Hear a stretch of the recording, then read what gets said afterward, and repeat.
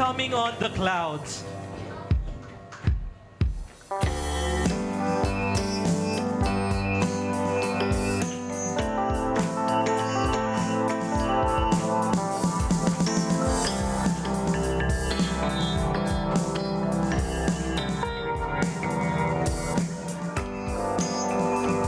He's coming on the clouds. Kings and kingdoms will bow down. And every chain will break as broken hearts declare His praise. Who can stop the Lord Almighty? Our God is the Lion of Judah. He's roaring with power and fighting our battles. Every knee will bow before the Lamb. Our God is the Lamb that was slain for the sins of the world. His blood breaks the chains. Every knee will bow before the Lion and the Lamb. Every knee will bow before Him.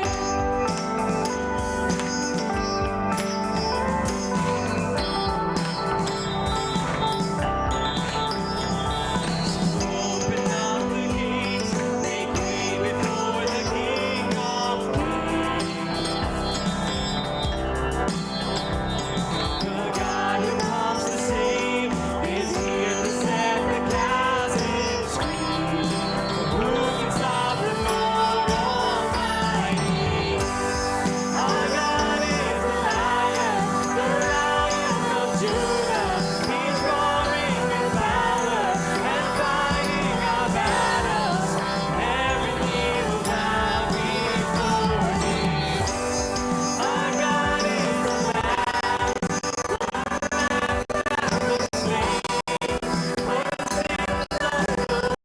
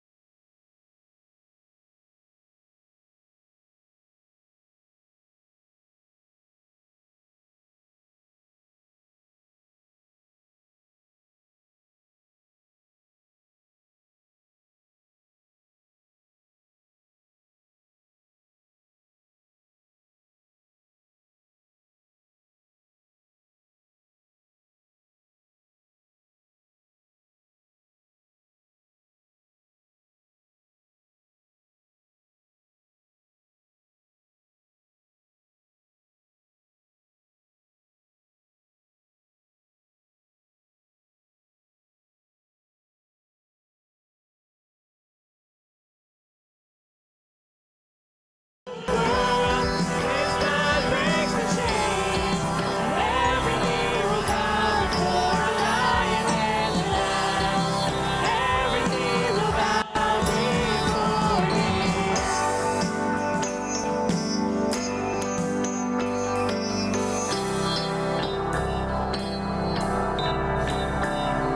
Magnify Christ and Christ alone.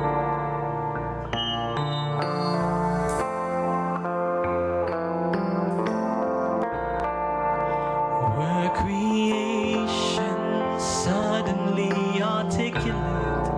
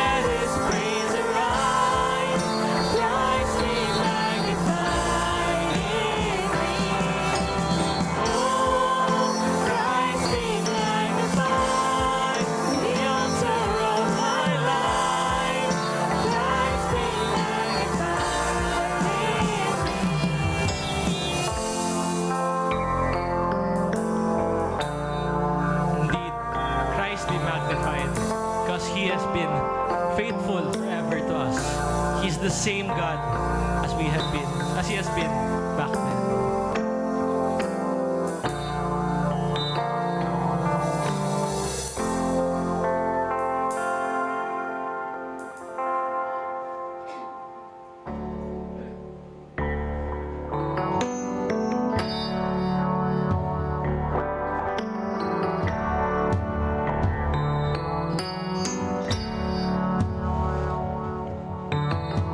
I'm calling on the God of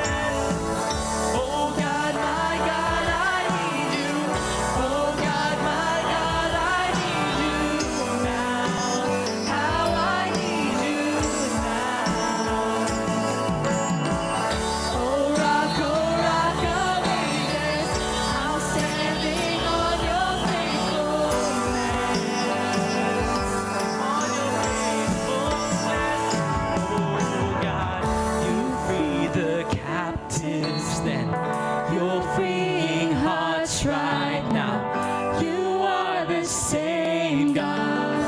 You are the same God. You touched the lepers, and I feel your touch right now. You are the same God. You are the same God.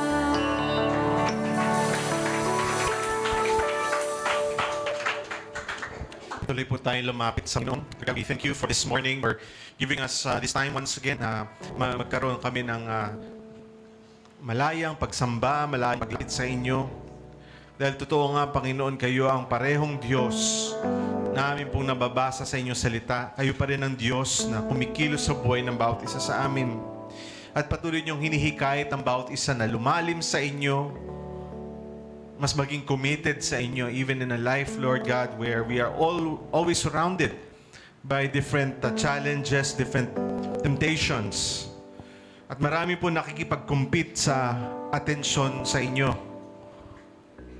But this morning, Lord God, we're reminded, even in our time of worshiping together, that you are our top priority. Kayo ang number one dapat sa buhay namin. Hindi lang sa araw ng linggo, kundi sa araw-araw, Panginoon. And we recognize this because you are worthy in every point in our life. Gaya ng sinabi sa awitin kanina, hindi dapat kami magbase sa mga damdamin o pakiramdam namin. Pakiramdam namin, masaya umawit sa inyo ngayon. Pakiramdam namin, mabuti kayo. Pero sa lahat ng panahon, karapat dapat kayo kahit hindi po namin ramdam. Sapagkat patuloy nyo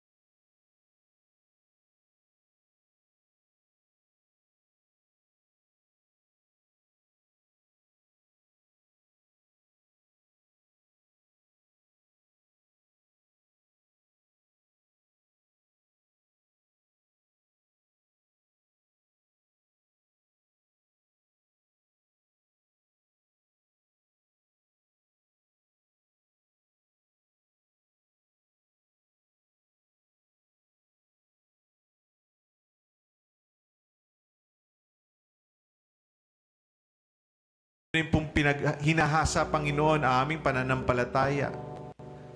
Kaya tulungan nyo nga ang bawat isa sa amin, Panginoon, na patuloy na lumalim sa inyo, kumapit sa inyo, hindi lang sa tuwing pakiramdam namin, kundi maging sa mga oras na ang hirap pong magtiwala. Sapagkat katiwa-tiwala kayo. Kahit you're the Lion and Lamb who is powerful and who has given Himself as a ransom for our sin. We thank you, Lord God. We are eternally grateful because of purchasing us from darkness and sin. And so this morning, Lord, and this day, every day of our life is about you. Would you allow us to honor you with all that we are? And this we pray, Lord God, in the name of Jesus Christ, who redeemed us from all that separates us from you, sin, death, and darkness. Kayo, Panginoon, ang niluluwalhati namin sa umagang ito. In your name we pray. Amen. Amen.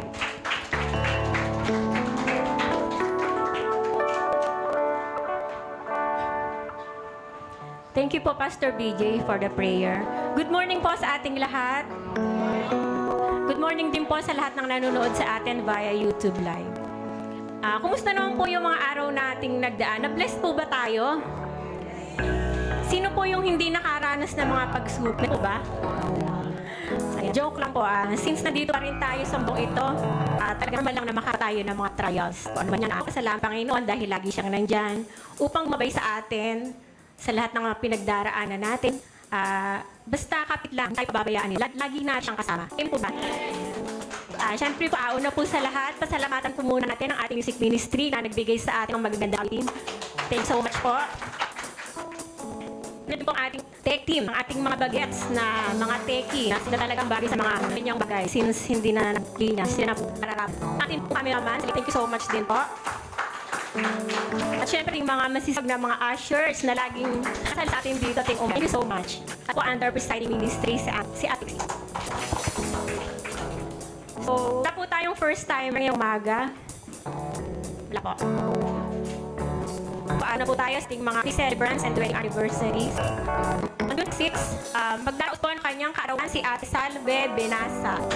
Ate Salve, nasan ka? Tumayo ka naman. Happy birthday, Ate Salve. Naman po sa ating wedding anniversary. Sa June 26 din po, celebrate ng kanilang ay si Ate Na and Kuya Joe Andaya. Nandito po. Happy anniversary po. At sa June 7 po, si Kuya Angel at Ate Emily. Happy anniversary. Sa ano po kayo, Ate? Wow, congratulations po. Sana pa yung patuloy po kayo i-bless sasama puno-punuhan. Wow.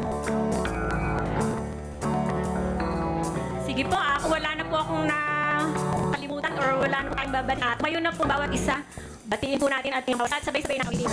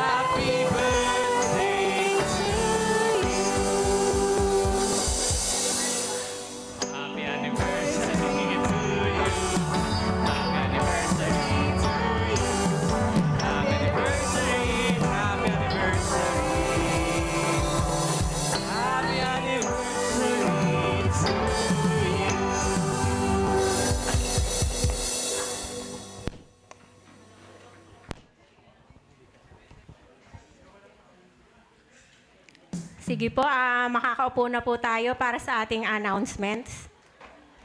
Para po sa ating mga services and fellowship, pwede nyo pong i-follow ang ating Facebook page. You can visit our website to be updated on our regular services and fellowship every week. At mayan po tayong Spin 1A Fellowship PM dito po sa CDC Lovely. So inaayayahan po namin ating mga spinners mamaya na dumalo sa fellowship ito. Mamaya naman po, para sa ating tithes and offering, pwede po kayong magbigay mamaya ito sa ating chapel. At para naman sa ating details, ayan po na po sa ating TV screen. Sa CBN po tayong GCash, PI, China Bank, at saka mamaya po dito po sa ating chapel. Para na po sa ating scripture reading, pangunahan po tayo ni Kuya Gus. At to be followed po ni Sir BJ Message. Thank you. Good morning po sa inyo lahat. Tayo po tayong lahat sa basa ng salita ng Diyos. Salitan po tayo sa pagbabasa. Ako po muna, tapos kayo. At sabay-sabay po tayo sa huli. Ang pagbasa sa chapter 20, si Juan, na kapatid ninyo, nakasama sa paghihirap, hari at pagtatis dahil sa inyo, ay na kay Jesus. Tinapon ako sa isla at dahil sa pag-angaral ko ng salita ng Diyos at sa katotohanan ng tinuro ni Jesus.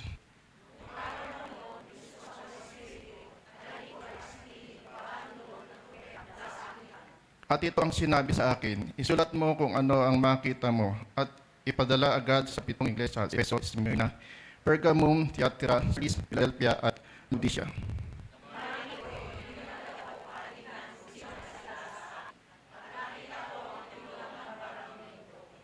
Pagkita ng mga ilawan ay may nakatayong parang anak na tao. Mahaba ang dami at umaabot sa kanyang paa. May gintong pangmikit sa kanyang dibdib.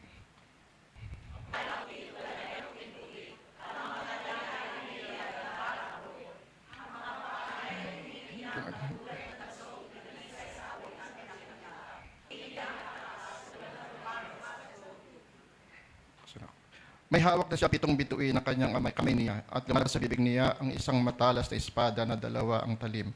Ang mukha niya ay nakakasilaw tulad ng araw at katanghali ang tapat.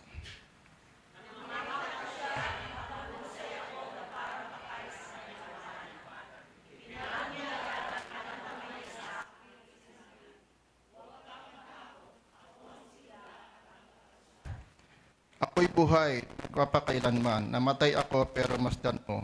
Buhay ako, hindi na muling mamamatay. Nasa ilalim ng aking kapangyarihan at kamatayan at ang lugar ng mga patay.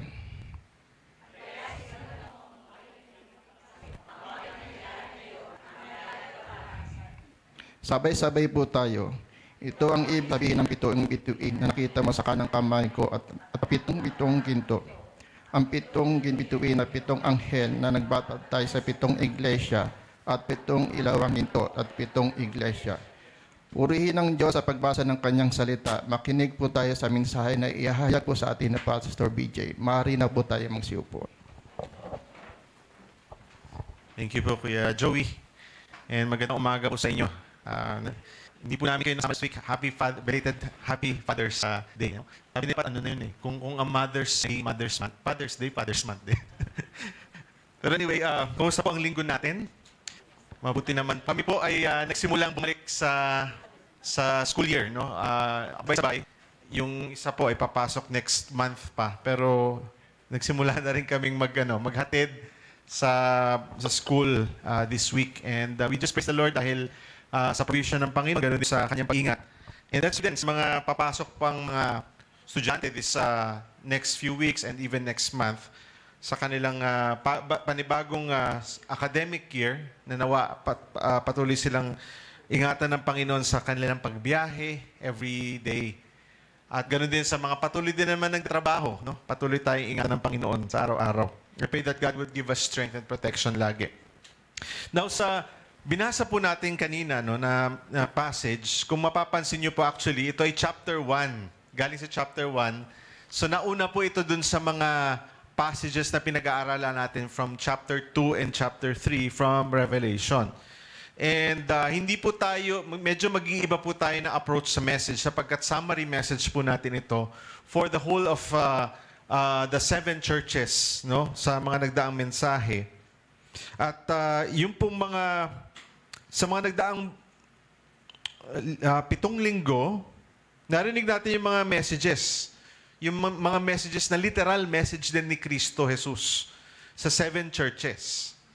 And marami tayong natutunan, marami tayong na-capture.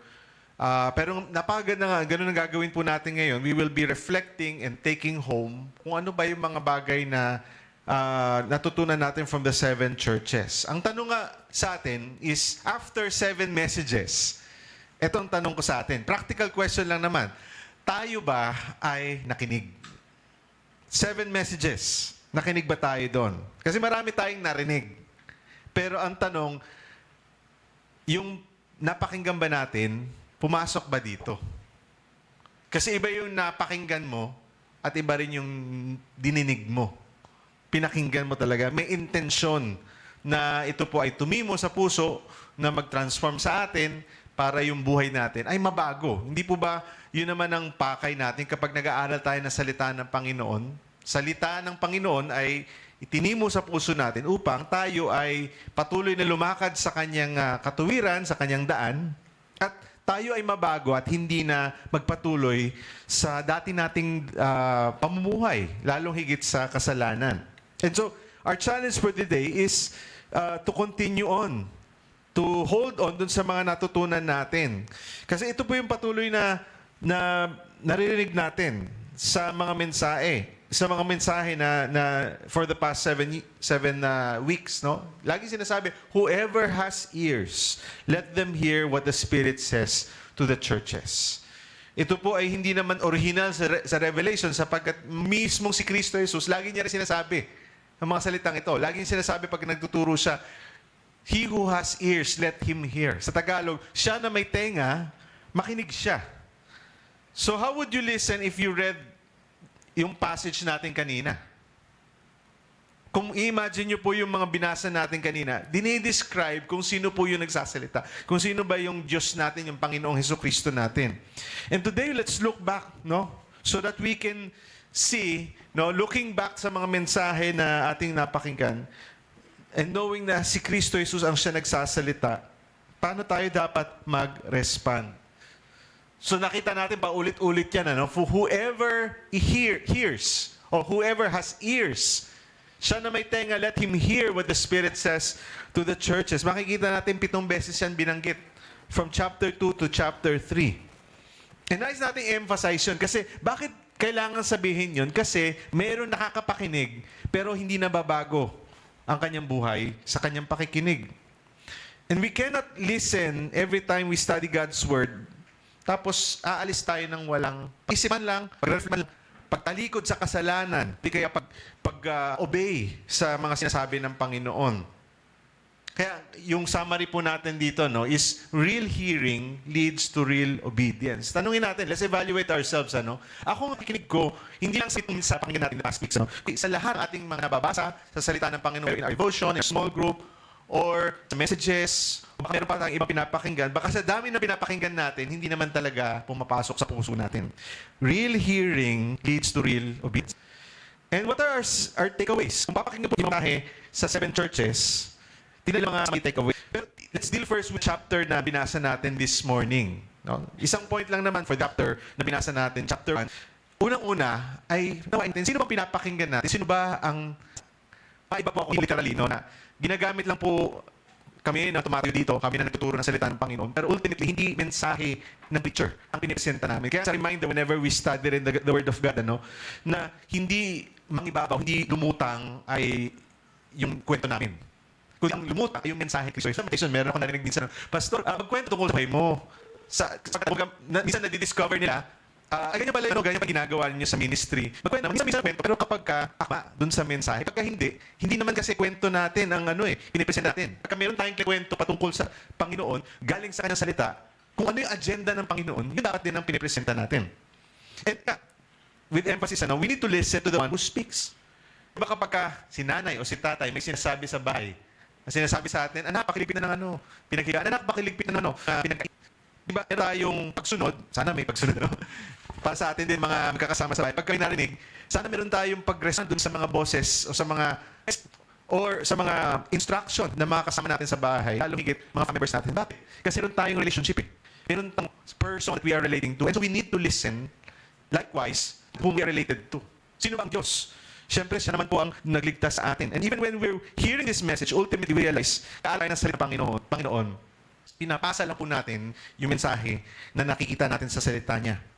So before we hear the Spirit's word to the churches, we continue to recognize ba itong Diyos na nagsasalita sa atin. Let's listen to the one who speaks. Unang-una, makikita natin sa mga binasa natin. So binasa natin verse 9 to verse 20. If you look back to chapter, the whole chapter, simulan natin sa verse 4. Makikita natin, ang nagsasalita dito ay ang Trinity. Yung Diyos na nagkilala sa 3 iba't ibang persona. Pero iisang Diyos lang yon. Unang-una makikita natin that we can listen first to God the Father. Nire-reveal niya kanya sarili sa verse 4 at sa verse 8, no, that He is the source of grace. Siya po yung pinagmumulan ng biyaya at kapayapaan para sa ating buhay. At siya po ang Diyos na walang simula, wala ring katapusan. He is eternal. Ano po sabi dun sa verse 4? Sabi dito, si John ay mensahe lang naman po, sinusulatahe ng Diyos. To the 7 churches that are in Asia, grace to you and peace from him, no? Pag niya, pero galing kanino? Napaganda yung phrase nito. Dapat ay napaka-significant to even in Revelation. Grace and peace from him who is and who was and who is to come. Kung medyo 90s person kayo or 2000 person kayo, no, sa mga praise and worship songs, siguro naaalala yung words na great is the Lord and most worthy of praise. Yung chorus, no, ang sinasabi, no, I want to lift your name on high, and Lord, we want to see the work done in our lives. Ibang song yata iniisip ko, no? Pero meron isang kanta, no? Blessed is the Lord. Kay Don Moen. Blessed be the Lord God Almighty who was and is come. Very significant rin nun. Ilang tenses ang sinasabi dito, yung past. Pero actually, pag sinabing who was, past, na eternity past. Yung nakaraan na sukat. Yung panahon, simula nung panahon bago pa nilikha ang mundo, naandun ang Diyos. So who was and who is presently, no? Siya pa rin ay Diyos na nag-exist, and who is to come, may kailangan po sa eschatology, may po sa pagdating muli ng Diyos. So napakaganda na napakita dito kasi meron pong all ages, no? All time pinapakita, ginagawa at extends ng If you look at that identity of God, makikita po natin, ano? He is eternal. He is eternal. And He is also the source of grace and peace. Na nabanggit dyan, grace to you and peace from Him who was and is to come. Kaya maganda dito pa lang, no, makita natin saan yung source ng ating grace and peace. Saan ba yung ating source ng kapayapaan, ng pagiging kampante natin sa buhay na to, at yung source din ng grace na nagbibigay sa atin ng kalakasan. Kasi kung mali yung source natin, mauubusan tayo. Di ba? Pwede kasi tayo mag-base ng ating satisfaction sa mga bagay na hindi eternal ang kanilang duration. Pwede kasi tayo mag-base sa external things, no? Yung ating peace pwedeng naging based on our success, on our comfort, on material things. Madi-disappoint po tayo. Ano bang ino-offer ng mundo ngayon na nakikita natin sa balita ngayon? May MPAX na daw sa sa Pangasinan. Ano na-offer nun sa'yo? Kaba. Di ba? Naggagera na sa Iran at saka sa Israel. Anong ino-offer nun sa'yo? Takot. At maaring susunod pa yung tensyon ng hindi naman nawala yung tensyon dito sa sa region natin, Southeast Asia, no? Dahil sa South China Sea, West Philippine Sea, no? Sa West Philippine Sea. Dapat may t-shirt na tayong suotin na gano'n, ano? Atin ito. Pero di ba? May identity crisis sa mga tao dahil hindi malaman ano ba kanilang gender, ano ba ang kanilang identity, saan ba nila ibabase kasi nga nakabase sa mga ideology na naglalaho at lumilipas. Pero saan ba dapat nakabase yung buhay natin? Doon sa Diyos who is, the God who is, the God who was and is to come. And if we have our basis on the God who is eternal, then yung grace mo and yung peace mo will never pass away. So this is a reminder. Pakisabi nga sa katabi mo, dapat ibase mo sa Diyos ang satisfaction ng buhay mo. Kasi walang katapusan ang kanyang handog para sa atin. So kung titignan po natin, nire-reveal pa ng Panginoon kanyang sarili, even these verses. Chapter 1 pa lang naman po tayo, so point 1 pa rin ito. So ano sinasabi din dito sa verse 8? Verse 8, pagka binalikan po natin, makikita natin, He is also the Almighty. Basahin natin verse 8. Sabi po dito, I am the Alpha and the Omega, Sir God, who is and who was and who is to come. The Almighty. Sinasabi niya ulit, If hindi pa natin nakuha yun, minsan kasi kailangan ulit-ulitin. Kasi ganun tayo mga tao, nakakalimutan natin. Sino ba itong Diyos na to? Siya lang naman ang Diyos na walang hanggan. Who was and is to come. And nilagay ko po dyan yung alphabet, kasi binabanggit po sa verse, I am the Alpha and Omega. Kadalasan inisip natin, siya yung simula at siya yung katapusan ng lahat. Hindi natin naisip, pagka binabanggit ang two extremes sa Scripture, ang ibig sabihin nun, yung both sides and everything in between. So siya ay hindi lang Alpha and Omega, kundi ang ibig sabihin nun, siya rin ang lahat na nasa gitna. Hindi na natin i-recite yung buong alphabet, ng Greek alphabet. Kasi ibig sabihin nun, pag merong extremes, siya rin ang naglalaman ng lahat ng yun. Mula sa simula hanggang sa mga lahat ng nasa gitna, ng palaman na yan at hanggang sa kahuli-hulian, siya pa rin yun. And it gives us perspective kasi akala po natin, pagka meron po tayong, ito, ang perspective natin bilang tao madalas tayo nakakalimot na ang Diyos ay present every time. Kasi pagka may tagumpay tayo, no? Nagre-rejoice tayo sa Panginoon, no? So we say maybe that's an alpha for you. Alpha moment, yung ang saya-saya mo, Lord, praise the Lord dahil binigay niyo yung success na to. Praise the Lord dahil answered prayer. Tapos, inisip natin pagka meron tayong pangamba, meron tayong mga trials, maring omega moment yun para sa'yo. Kinakabahan ka dahil magpa-finals o kinakabahan ka dahil ikaw ba itatanggapin sa trabaho ito, pinag-applyan mo. So, mananalangin ka sa Panginoon. So, lumalapit lang tayo sa mga alpha and omega moments sa buhay natin. Kapag masaya, praise the Lord. Kapag may trial ka, Lord, tulong niyo ako. Pero hindi natin naiisip, maging sa lahat bagay na nangyayari sa gitna, maging sa mga simpleng bagay, araw-araw na pamumuhay, ang Panginoon ay naandun. So, pag sinabing alpha and omega, nilalaman ng Panginoon ang lahat ng yun. Lahat ng moment ng buhay mo. Kahit ka nga sa prayer kanina, kahit hindi mo ramdam ang Panginoon, naandun siya. Laman siya ng buhay natin. And so when we say He is Alpha and Omega, we need to recognize He is present at all times, from eternity to eternity. Yung pangalawang set ng letters, yan yung tinuturo ko kasi letters. Hebrew naman po yan. From Aleph to Tav. Pero it's the same, no? He is between all things as well.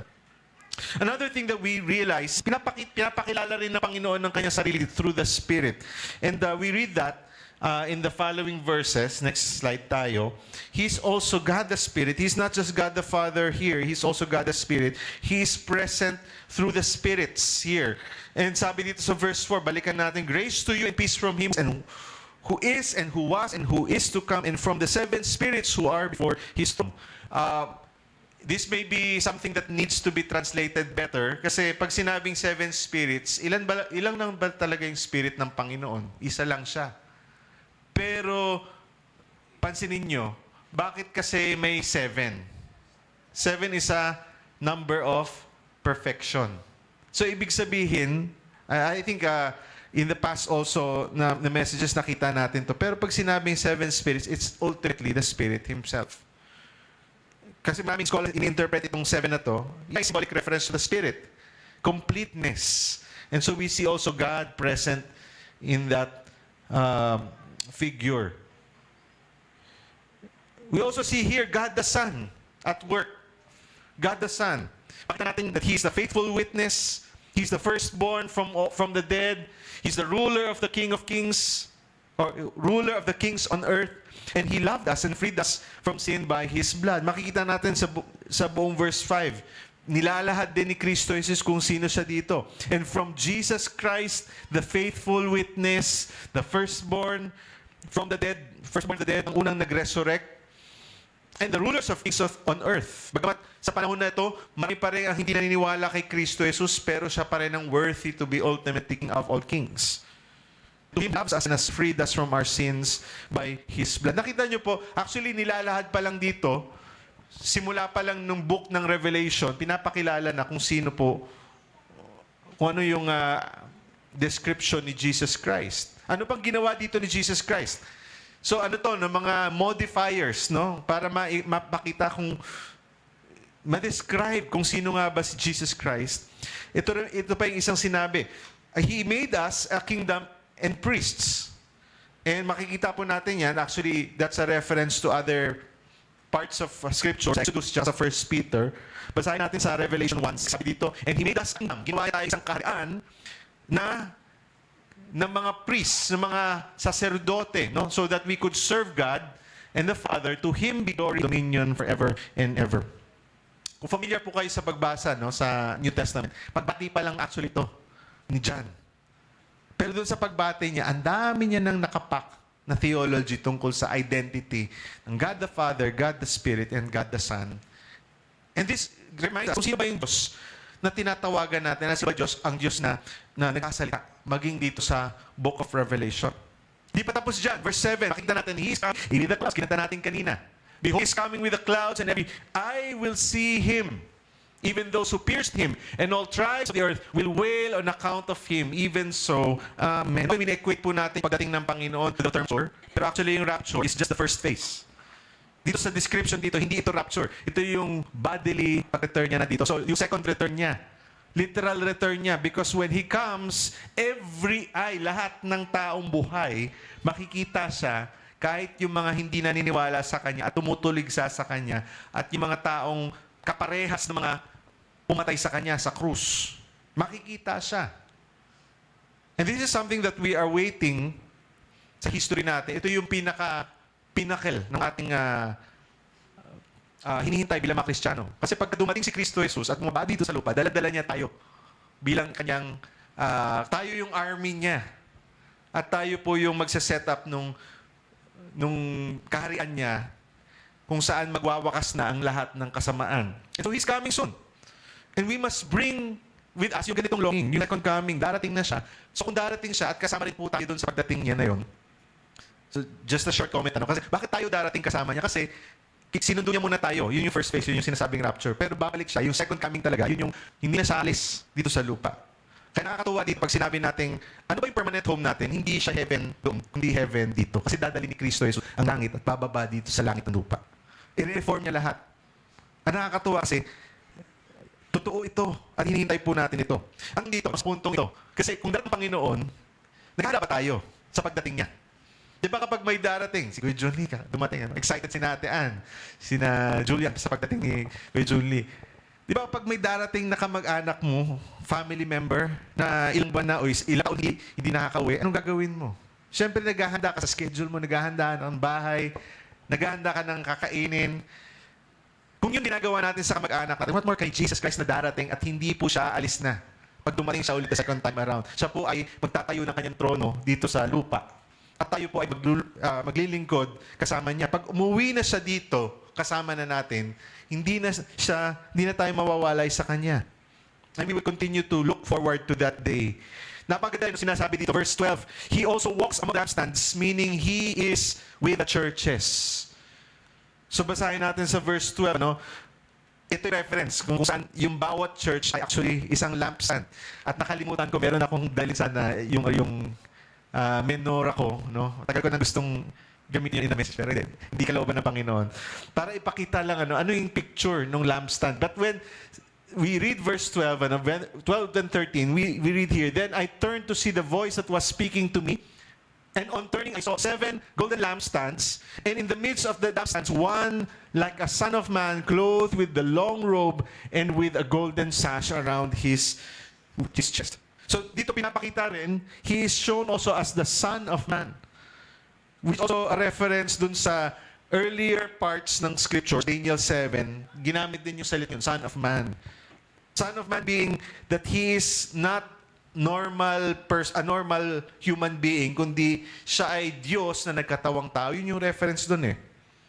It doesn't mean na naging dalawang Diyos, no? Katulad ng sinasabi ng ibang relihiyon, pero ito mismo yung Diyos na nagkatawang tao at nananatiling siya ang tunay na Diyos, kaisa-isang Diyos.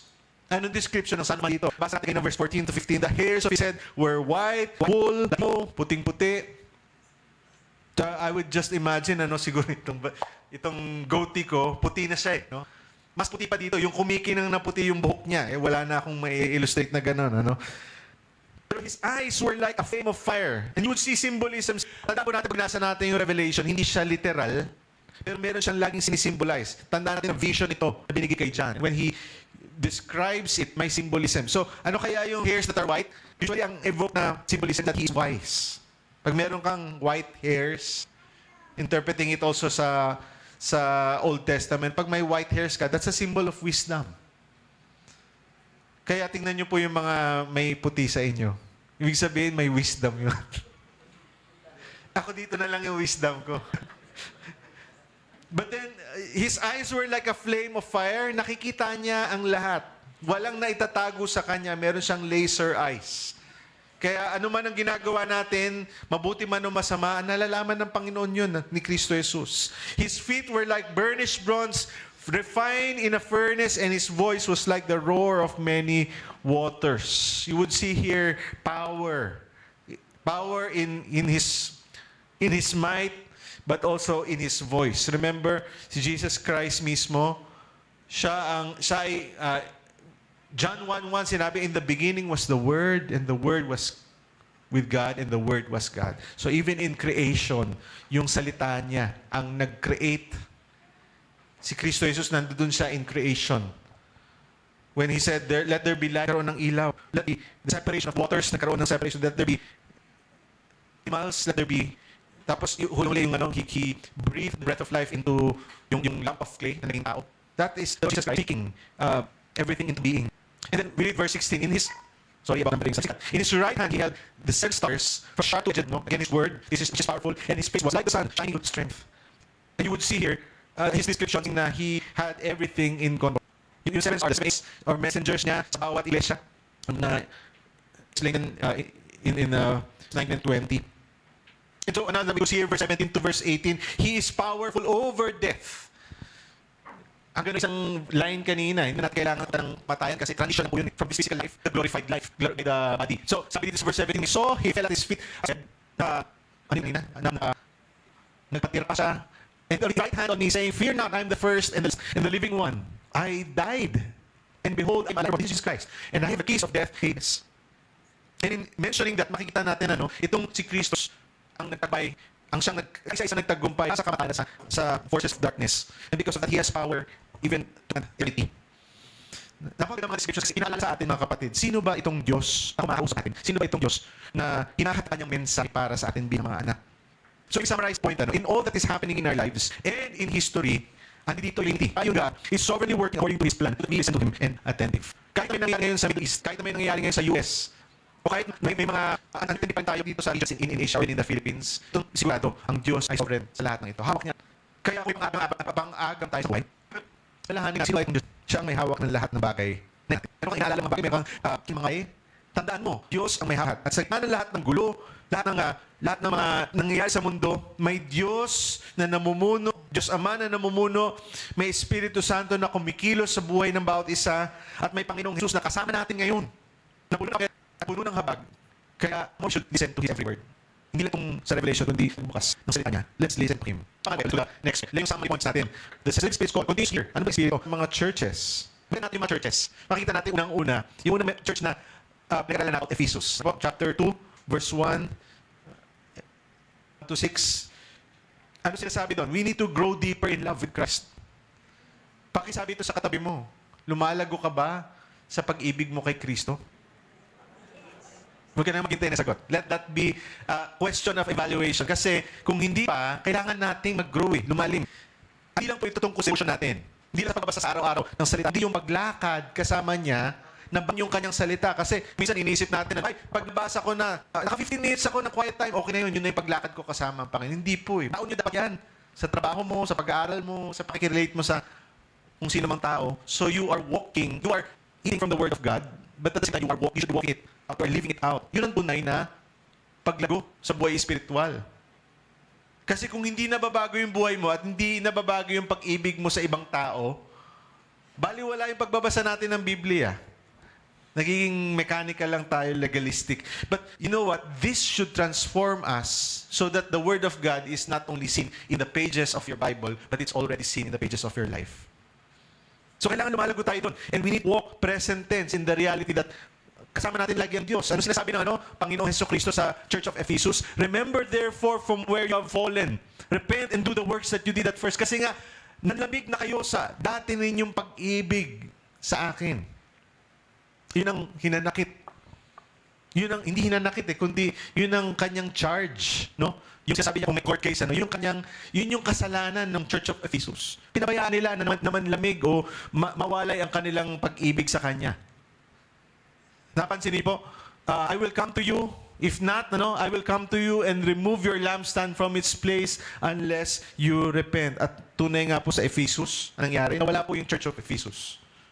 Pag bumalik po kayo sa Ephesus ngayon, kung may opportunity po kayo tignan yun sa internet, makikita niyo po, patay yung original na Ephesus, yung city of Ephesus.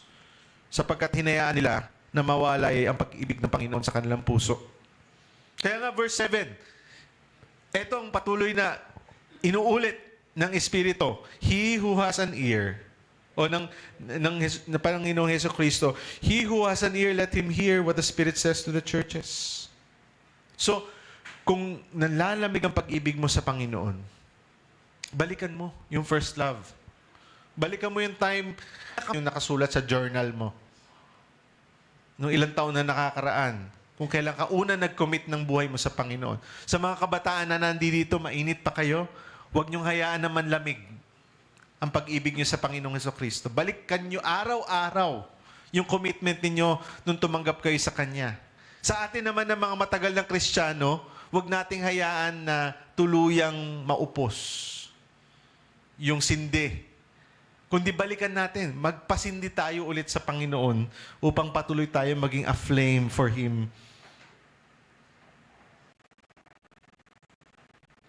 Verse 10, makikita rin natin yung susunod na church. No? Actually, dalawang church pagsamahin natin kasi dito ang challenge for us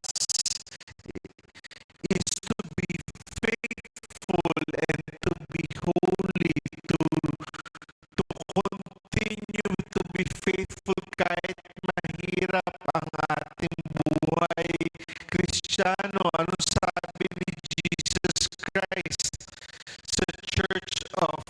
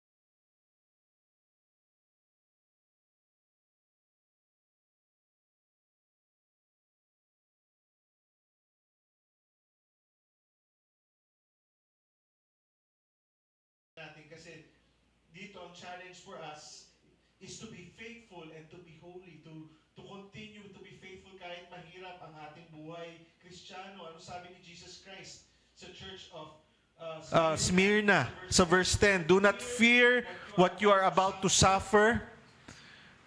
Hinighlight ko na lang po yung mga may instruction dito, no? Of course, ang context, the devil is about to throw you into prison. You will be tested. For 10 days, you will have tribulation. Pero ito pa, isang instruction, be faithful until death, Panginoon. Kaya ito, this is a challenge sa ating mga kapatid.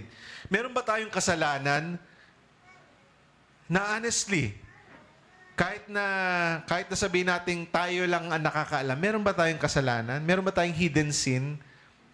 Alam ng Panginoon yun, hindi natin matatago yun. Kailangan nating gawin? Repent. Tumalikod sa kasalanang yun. Hingi ng tawad at humingi ng kalakasan upang tuluyan ng mawala yung kasalanan na yun sa atin. Totoo yun, hindi tayo perfect, pero gusto ng Panginoon na lumalago tayo sa kanyang kabanalan at lumalago tayo sa paglakad kasama niya. Ano pang church ang napag-usapan natin? Pinag-usapan din natin Church of Sardis. Wake up! Sabi dito, magising kayo and strengthen what remains. Ano na lang yung natitira sa inyo, gisingin ninyo. Huwag niyong hayaan na mawala ng tuluyan. Sabi niya sa verse 1 and 2 ng chapter 3, Revelation 3, I know your works, you have reputation of being alive. Mukha kayong buhay, pero patay kayo. Sikuhin mo nga yung katabi mo. Gising ka ba? Mukha kang gising, pero tulog ka. Pero joking aside, meron bang mga Kristiyano na ganon? Mukhang buhay, pero actually patay? Baka kasi hindi pa talaga nananampalataya sa Panginoon. Wala pa talagang tunay na pananampalataya sa Kanya. Tanungin mo sarili mo, meron ka na bang buhay na pananampalataya? Because if your faith is dead, kahit na anong gawin mo sa patay na pananampalataya, hindi mo talaga siya magigising. Pero kung gusto mo talagang lumago sa Panginoon, magkaroon ng malalim na pag-ibig sa Kanya at sa kapwa mo, gusto mo talagang magkaroon ng buhay na maayos, buhay na kasiya-siya,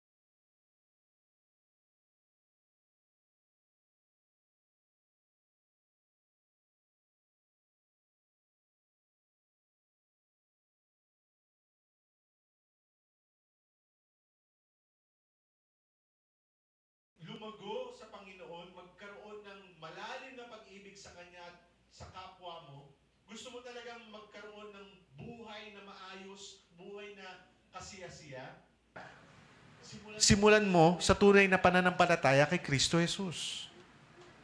Lumuhod ka sa Kanya at humingi ka ng kaligtasan mula sa Kanya. Iligtas ka sa mga kasalanan mo.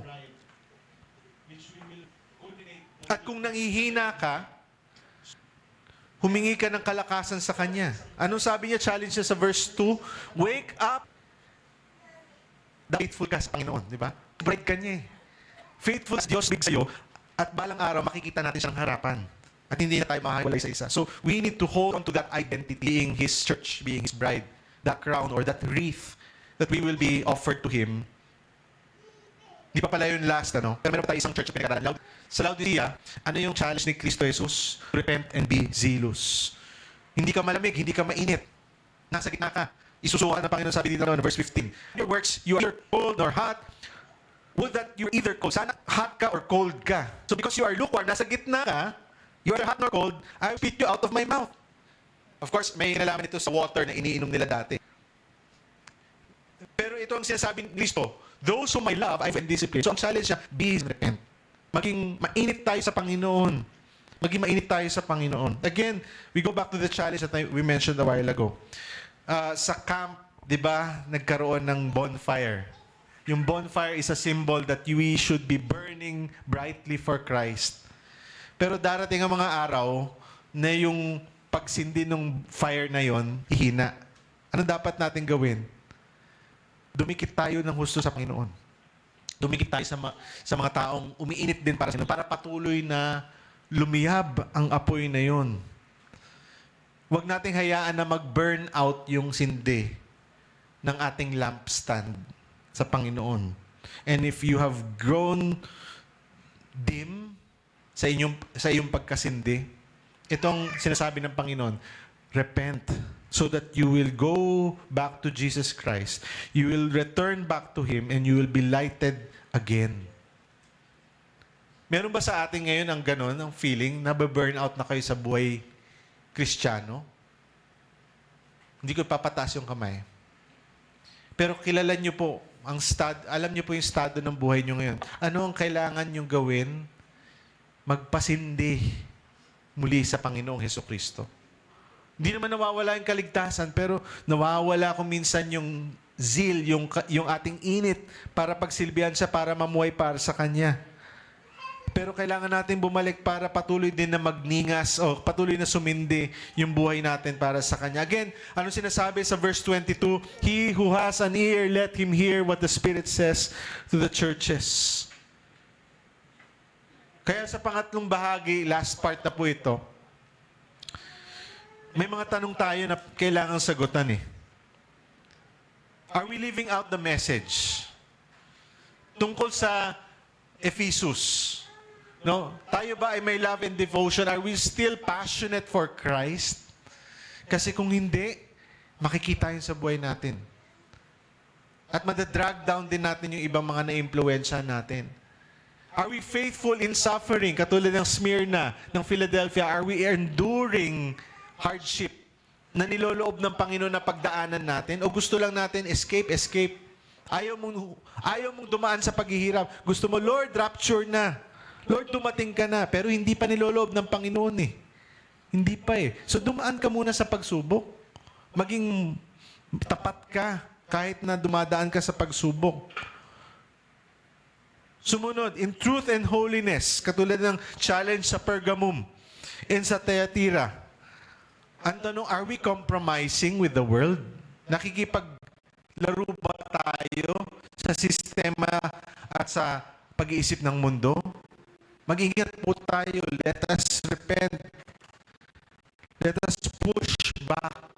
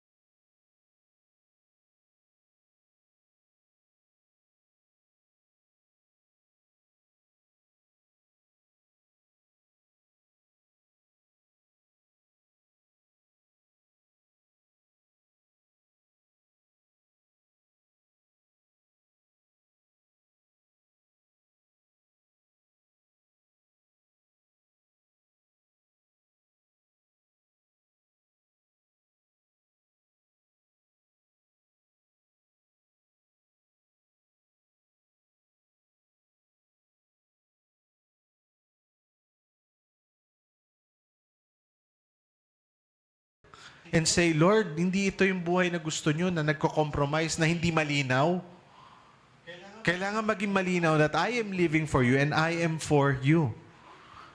And then lastly, in terms of spiritual health, katulad ng Sardis at ng Laodicea, are we alive in the Spirit? Buhay ba talaga tayo sa Panginoon? Sa pagupa? At magamit din ninyo ang buhay namin para makilala kayo ng ibang tao. Kaya Panginoon, ang prayer namin is as you continue to work and speak into our lives, bigyan nyo kami ng sensitivity sa inyong pangungusap at huwag nyo po kaming hayaan na magbingi-bingihan o magtulog-tulugan sa aming pong paglakad palapit sa inyo at kasama kayo. Lord God, minsan lang ang buhay na ito. At kung sasayangin po namin yung mga energies at mga panahon po namin sa mga bagay na maglalayo sa amin mula sa inyo, sayang. Sayang. Pero malinaw, Panginoon, ang mensahe ninyo sa mga 7 churches. Inaanyayahan nyo kami na magningas, na umapoy para sa inyo kami, na merong lampstands. Kami na isa sa mga, marahil isa sa mga lampstand na nare-represent ng 7 churches. Huwag niyo pong hayaan na mawalan ng sindi ang aming mga buhay para sa inyo. Kung nawalan na po kami, Panginoon, ng sindi, hayaan niyo bumalik kami sa inyo at magpakumbaba at sabihin, Lord, kailangan namin kayo. Tulungan niyo akong mag-apoy muli para sa inyo. Pero talikuran muna kung ano mang kasalanan na ipinapakita nyo sa buhay ko. Bitawan ang mga bagay na nagpapabigat sa buhay ko para makatakbo ako sa karerang ito para sa inyong kapurihan. Panginoong Hesukristo, yun ang nais ninyo. And would you continue to speak through your Spirit even after this message is done? Would you continue to speak in our devotions, in our small groups? And hayaan niyo, Panginoon, na magabayan kami tungo sa mga hakbang na nais niyo para sa amin upang kami bilang inyong iglesia ay lumago at maging maliwanag na patotoo sa lugar kung saan ninyo kami nilagay at maging isa